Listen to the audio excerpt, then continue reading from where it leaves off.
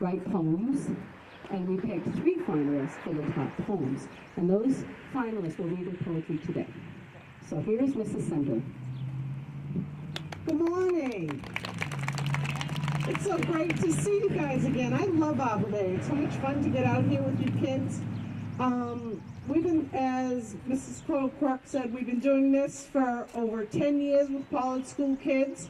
So this is kind of like an anniversary, the 10th year anniversary for Pollard School kids this year. So this is a day you should remember. We planted this tree over here, and afterwards you guys are gonna help and put some dirt on it.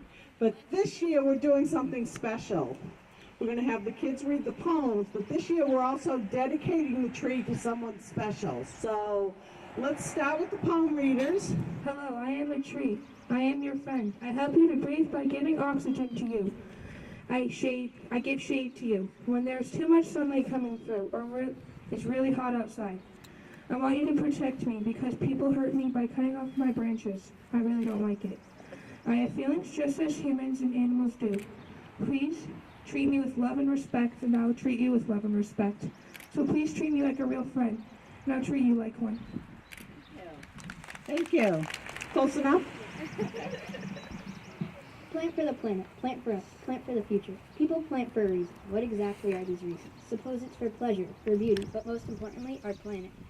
The world is too stuck in our own reality, and the majority of us really don't get to escape and admire the tree beauty in these amazing trees and plants. If you have not yet gotten to see this hidden beauty, then you are really missing out. Trees, so confident, reaching for the sky. Hidden in the forest, standing tall. What a majestic sight. From oak to birch, trees are trees. We are all one united planet thanks to our friendly trees. We do not just appreciate our trees though. We have our amazing flowers that complement the beauty of this planet. From yellow to white and ending with blue, we truly love our flowers. Flowers stand for zen and peace, hidden under the grass and meadows, hiding from any threat coming their way. Coming home from a stressful day, take a walk and find the tree roots. Springing up from a long winter, we are truly glad to have you back. Bushes, so unique. These plants may seem dull to you, but there is so much more to our bushes. Either wild in the forest or in your yard, bushes are unique. Starting with blueberries and ending with Japanese maple, I really don't think I will ever take this for granted. The point is, plant for the planet. Good job. Okay, and next we have... Plant a tree, grow a wonder. Magnificent, peaceful, strong, and beautiful. All words to describe a tree. It sways back and forth and grows and grows. It makes a majestic plant. So plant a tree to help life, plant a tree for the planet. A tree will give you more than shade. A tree will give you food. A tree will exude oxygen. A tree can make houses with its logs and become a foundation for a tree house. So plant a tree to help life, plant a tree for the planet. Plant for a friend forever. One single tree can make millions upon millions of memories that stick with you forever. Trees are the reasons that we are alive, yet we are cutting them down swiftly. We are being greedy, so counteract them by planting. So plant a tree to help life, plant a tree for the planet. A tree is a home for the birds who soar high above us, as well as a resting place for the squirrels that scamper at our feet. So one tree planted can grow and expand to create a home for the wildlife. So plant a tree to help life, plant a tree for the planet. Thank you very much. It was a tough job picking out these poster winners and poem winners. The Board of Selectmen for the town of Pasco had that job, and I think they did a wonderful job with it. We will be planting a very historical type of tree today. It is called the American Liberty Elm. Here's a little history about the Liberty Elm. The Liberty tree was a famous elm tree that stood in Boston near Boston Common in the years before the Revolution. In 1765, colonists in Boston staged the first act of deviance against the British government at the tree. The tree became a rallying point for the growing resistance for the rule of Britain over the American colonies. And the ground surrounding it became known as Liberty Hall. The Liberty Tree was chopped down by loyalist Nathaniel Coffin Jr. in August 1775. The Liberty Elm is the first disease-resistant American elm with a warranty against Dutch elm disease. Named after the famed Liberty Tree, which was an elm that stood in Boston during the American Revolution, the American Liberty has the same traditional shape and hardness as the original American elm. What makes the American Liberty elm different from the original is the cell structure is smaller, which prevents the Dutch elm disease from entering the tree. That's the only difference. Visually, you can't tell the new Liberty elm from its predecessor. This new tree has been street tested for over 20 years and been exposed naturally to the Dutch elm fungus. American Liberty elms are great as a shade tree. Because of their downward root growth, they make ideal straight lining trees and perfect for urban street planting. Best planted in the spring or early fall. American Liberty elms tolerate a wide range of soil conditions once they start to grow. Okay, thank you. Well, hold on. Great job, Aiden, thank you. I just want to show off Aiden's beautiful t-shirt. Can you, this was a t-shirt that Aiden received for completing the DARE program with Officer Pat. And the police department each year gives us beautiful t-shirts like this, and many of our students were able to wear them today. Can I ask you to stand up if you have a DARE shirt on? Look at that, doesn't that look nice? So let's say thank you to the Plastow Police Department and for their escort here today. Nice job, have a seat. Thank you, Aiden. Okay. Let's talk a little bit about Arbor Day. The reason we started planting trees is to return them back to the earth. Now, we like the elm tree because we have a street in Plastow that runs right by the town hall up to the police station. That's called Elm Street. It no longer has any elm trees on it, which is kind of sad. And so now we're trying to replant elm trees in Plastow because all the trees on Elm Street got the Dutch elm disease and died back in the 70s. So now we're trying to plant elm trees around and bring them back to Plastow. We can't plant them up Elm Street because the sidewalk's too close to the road, but we're working on that.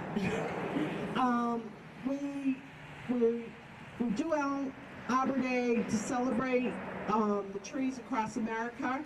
It's a big day. It's usually done in April, but because of school vacation, we push it out to May. And it's a nicer time to walk. As you can see, we had no rain today. Thank you. So we're going to dedicate the tree today, and it's to a very special person that you all know. As we were saying, we've been doing Arbor Day for over 10 years, and this person has worked very hard with me for over 10 years. I'm going to get choked up. I'm such an emotional old lady. Excuse the tears. Anyways, this woman came to the school district in 2006, moved her family here, and has helped work with Arbor Day with me for over 10 years. And we wanted to make this a special day for her and show our appreciation on our 10th anniversary of Arbor Day working with Pollard School. So I would like you all to give a round of applause to Mrs. Coyle Quirk. Now we have a couple selectmen here. Do any of the selectmen want to say a few words? Hold on, you're welcome. I know, got all checked out. Morning. Thank you for being here. I'm John Sherman on the Board of Selectmen. But more importantly, you probably know that I am Nurse Kate's dad. What? I know, I have parents. It's strange. I get it. I know, it's so confusing. Thank you for being here today. I'm always glad to represent the town of Plastow at an event where we're trying to make the town of Plastow even better than it is right now. Planting this tree is symbolic of thinking of the future, right? When you young people are older, perhaps you move out of town, you come back to town in 20, 30, 40 years, you'll be able to say, I helped plant that tree. I helped make Plastow a better place to live. I did some research on Arbor Day. In the United States, Arbor Day started a little over 100 years ago in Nebraska. But before that, there was an Arbor Day celebration in Spain hundreds of years ago. And what they did is they did a similar event. They planted a tree. What they did differently than what we're going to do is they had a 3-day celebration that followed the planting of the tree. That seems a bit much, and we won't have a 3-day celebration. Sorry about that. But thank you for being here. Thank you for your efforts in making Plastow an even better place to live. And congratulations to Mrs. Coyle-Clark. I just want to say thanks to you kids for sponsoring the tree that you just planted. And as John said, I think in the future, when you come back and take a look at it, you can think about what you did today and gave something back to the town of Plastow. So thanks very much, and in the future, think about doing things like this wherever you live. Thank you. This person is very important to the town, especially to the library. How many of you have a library card right here to this public library? Wow. How many of you know Mrs. Dolly standing right next to Mrs. Cotter? Well, Mrs. Dolly will have some wonderful things for you this summer when I'm not helping you read.